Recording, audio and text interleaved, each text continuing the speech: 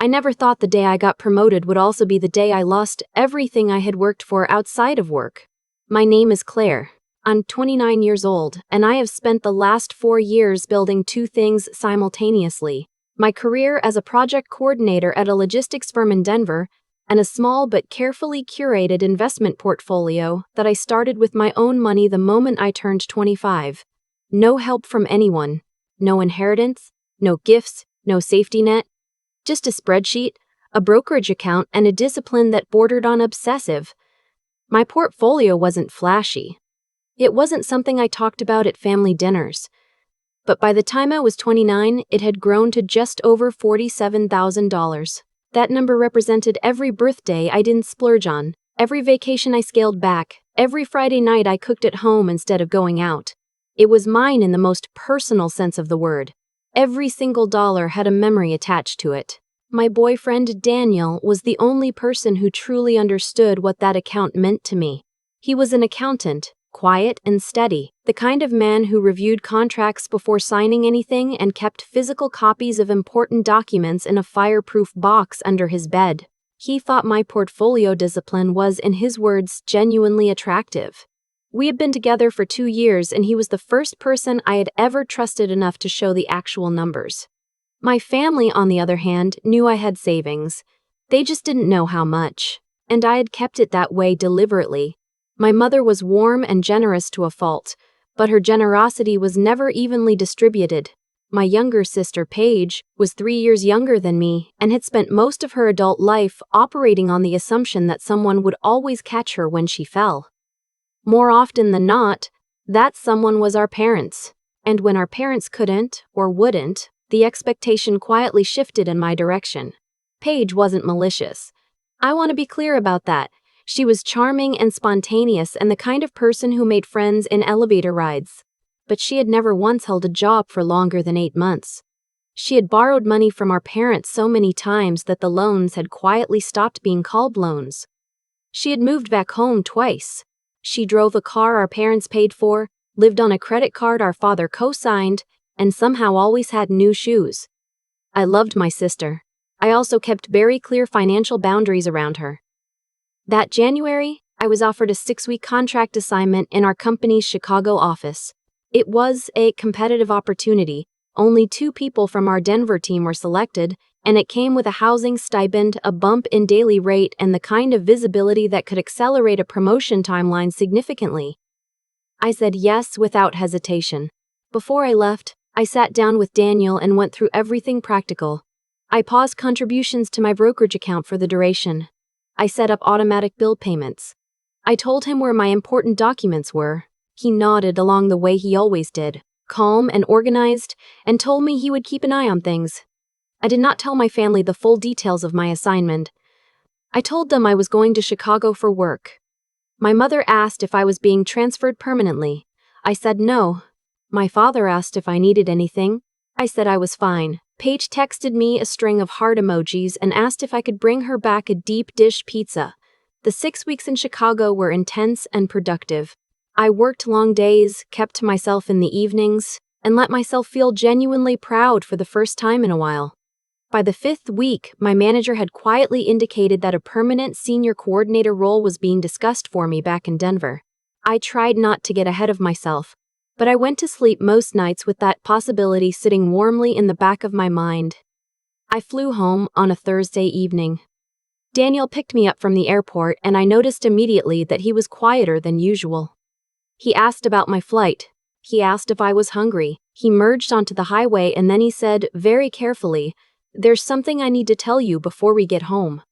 I turned toward him. "Your mother called me 2 weeks ago," he said. "She said there was a family emergency. She said your father had a medical situation and that they needed access to your emergency fund to cover some bills right away, before insurance sorted itself out." I felt the car get very still around me, even though we were moving. "She said you had authorized it," Daniel continued. "She said you had tried to reach me but couldn't get through, and that you had told her it was okay and to just call me directly to handle the transfer." "Daniel," I said slowly, "I never called her. I never said any of that." He nodded. He had already figured that out. I know. I realized it about 4 days later. I tried to reach you, but your work phone had gone to a restricted line during that final project push, and I didn't want to alarm you without knowing more. I've been trying to figure out how to fix it. How much? I asked. He was quiet for a moment. $22,000? The number landed like something physical. I sat with it for the rest of the drive and said nothing. It had not gone to a medical emergency. That much became clear quickly. My father had had a minor procedure. Outpatient, fully covered by insurance, no out-of-pocket cost beyond a $200 copay.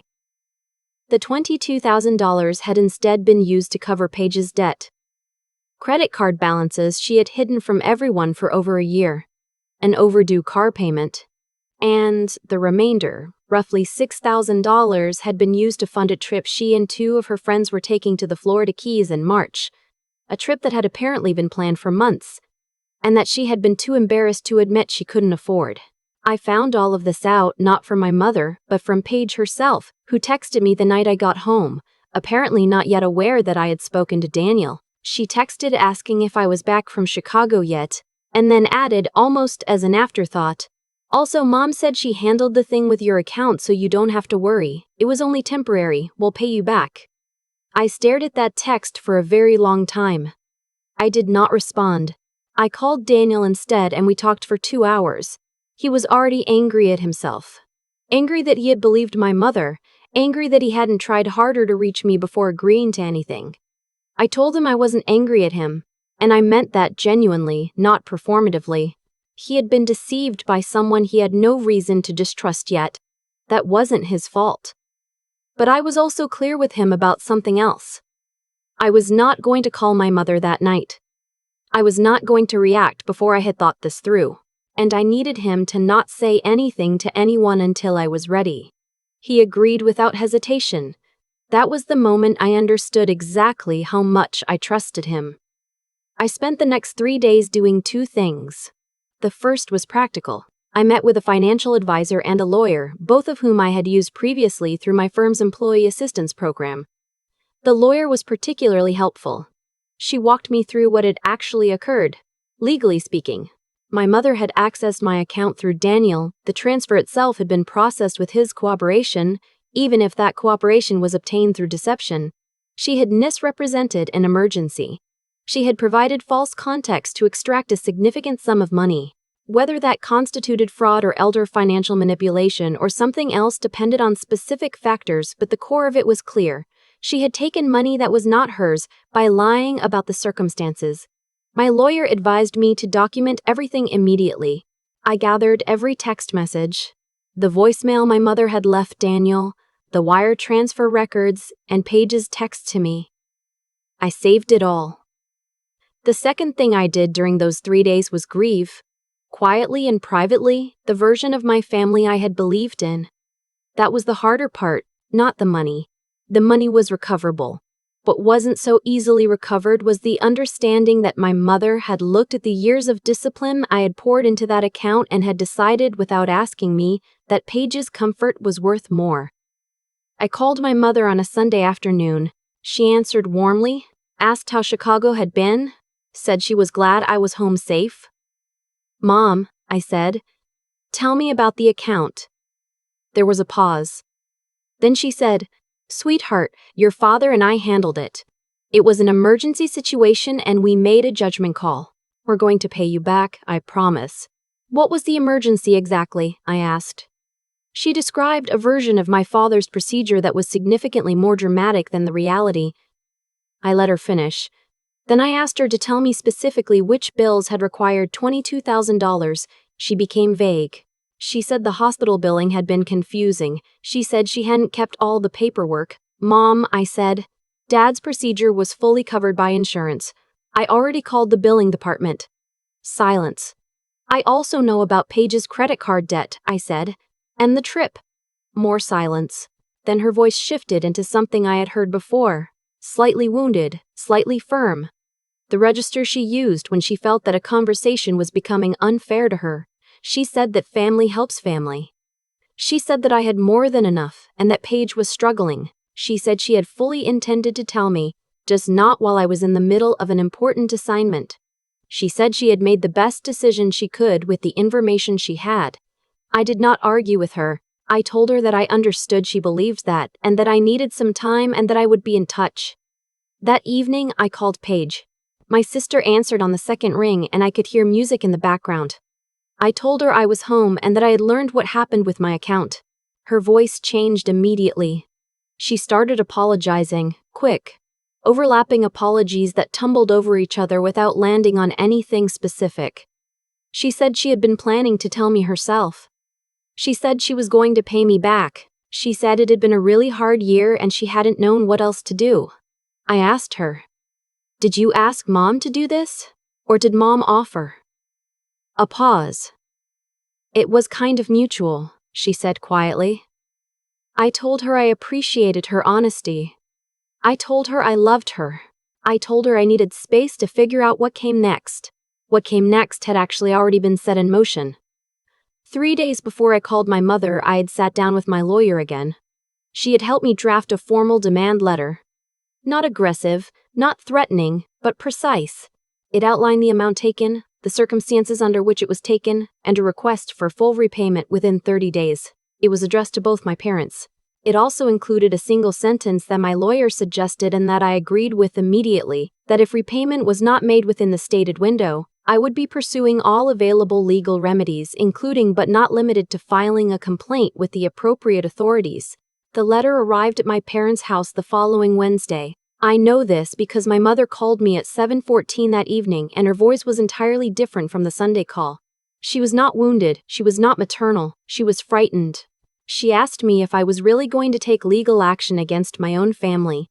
I told her calmly that I was asking for my money back. That was all. Whether legal action became necessary was entirely up to her. She said I was being cold. I told her that losing $22,000 without being asked had also felt cold. She asked if I had told anyone else about this. I told her that was not relevant to the question of repayment. She asked what she was supposed to do. They didn't just have $22,000 sitting around. I told her that I understood that, and that I was open to a structured repayment arrangement if that was more realistic. But it needed to be in writing with a timeline, and I needed the first payment within 30 days. She hung up.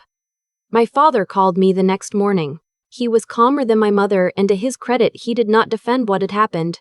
He said he had not been fully aware of how the money was being used when my mother made the transfer request. He said he was embarrassed. He said he was embarrassed. He said he was sorry. That apology meant more to me than I expected it to. I didn't let it change my position, but I let myself receive it. We worked out a repayment schedule. 12 months, with the signed agreement that my lawyer reviewed. My father handled it without my mother's involvement, and I respected him for that. Paige, to her credit, did something I didn't expect. She called me a week after the demand letter arrived, sober and clear-eyed, none of the rushing apologies from before. She said she was going to cancel the Florida trip. She said she was meeting with a credit counselor the following week. She said she knew she couldn't pay me back directly right away, but that she was going to contribute to my parents' repayment plan from her own earnings. She asked if I would be willing to rebuild things slowly between us, if she showed consistent effort. I told her yes, I meant it. The March trip did not happen. The Florida Keys booking was canceled. Paige lost her deposit, which she had apparently paid using part of my money, and she absorbed that loss without complaint. I found out later that she had also sold a piece of jewelry, a bracelet our grandmother had given her to start her contribution. I didn't ask her to do that. She did it because she wanted to show me she understood the weight of what had happened. That gesture undid something in me. Not everything, but something. The senior coordinator role was confirmed in late February. I accepted it. My salary went up considerably, and for the first time I sat with that win, without the familiar anxiety that something would pull it away from me. I had already fought the hardest fight of my adult life and come out the other side with my account, my documentation, and my self-respect intact. Daniel and I went out to dinner the night the offer letter came through. He ordered a good bottle of wine, which he almost never did, and he raised his glass and said simply, "You handled that with more grace than most people could." I thought about that word, grace. It wasn't the word I would have chosen. What I had done hadn't felt graceful. It had felt careful and deliberate and very slow. I had resisted the impulse to explode when I wanted to. I had resisted the impulse to forgive prematurely when my mother cried on the phone. I had let the process work. I just didn't react until I was ready, I told him. He nodded. That's what grace looks like. My relationship with my mother is different now. Not broken, but reset. She doesn't call as casually as she used to, and when she does, there is a formality to the beginning of our conversations that didn't exist before. I don't know if that goes away entirely. I've made peace with the possibility that it might not. What I know is this. The account I had built, dollar by dollar over 4 years, was not just money. It was a record of who I was when no one was watching. Disciplined, patient, serious about my own future. When my mother looked at that account and decided it was available for her to redistribute, she wasn't just making a financial decision. She was telling me, without realizing it, how she had always seen me as a resource. I refused to be seen that way. I put it in writing. I gave a timeline. I let the consequences be real. And then, when my sister showed up with her grandmother's bracelet and her credit counselor appointment and her canceled flight, I let the door open again. Slowly, on my terms. The money is almost fully repaid now. Every month, the transfer comes through on time, and every month I look at the growing number in my account and feel something I didn't expect to feel. Not just relief, but clarity. About who I can trust. About what boundaries cost when you enforce them, and what they cost when you enforce them, and what they cost when you don't. About the kind of woman I am when the situation stops being theoretical and becomes very, very real. I am that woman. I always have been. It just took $22,000 and 6 weeks in Chicago for everyone else to see it. There is a version of this story where I called my mother the night I found out and said everything I felt in real time. I have thought about that version often. In it, I am louder and faster, and I get to feel righteous for about 48 hours. And then, nothing changes, because nothing was ever put in writing, and the people who took from me never had a reason to take the consequences seriously. I chose a different version. Not because I am naturally patient. I am not. But because I had learned, somewhere in the years of building that account, dollar by dollar, that the most powerful thing you can do when someone underestimates you is to let them keep underestimating you just long enough to be wrong. What happened to Claire, what happened to me, was not simply about money. It was about a story my family had been telling themselves for years, that I was the stable one, which meant I was also the available one. That my discipline was a resource they could draw from, that my boundaries were suggestions. People who take without asking rarely believe they are doing something wrong. They have usually convinced themselves that the need in front of them is greater than the cost to you and that you, being capable, will simply absorb it.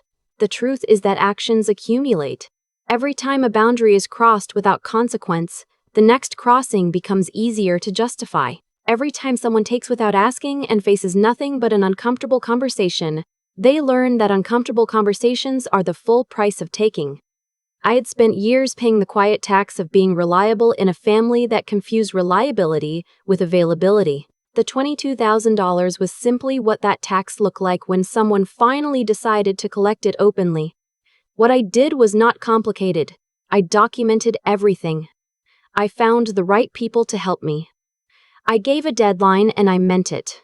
I did not perform forgiveness before it had been earned, and I did not perform coldness for longer than the situation required. When my sister showed up, genuinely, concretely, with canceled flights and a credit counselor and a bracelet she sold herself, I let that matter.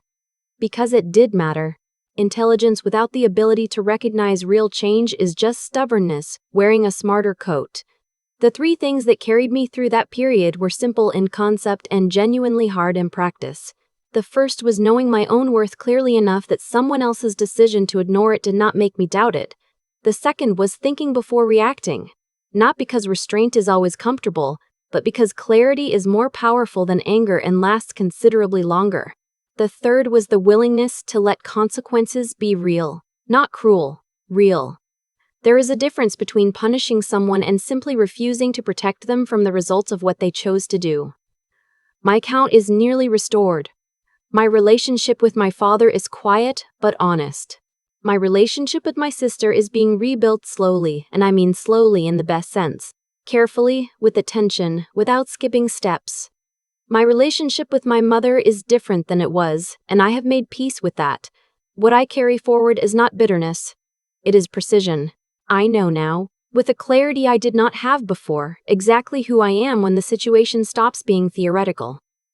I am the woman who built something real, defended it without apology, and left the door open when the people she loved showed her they understood what had been lost. That is enough. That has always been enough.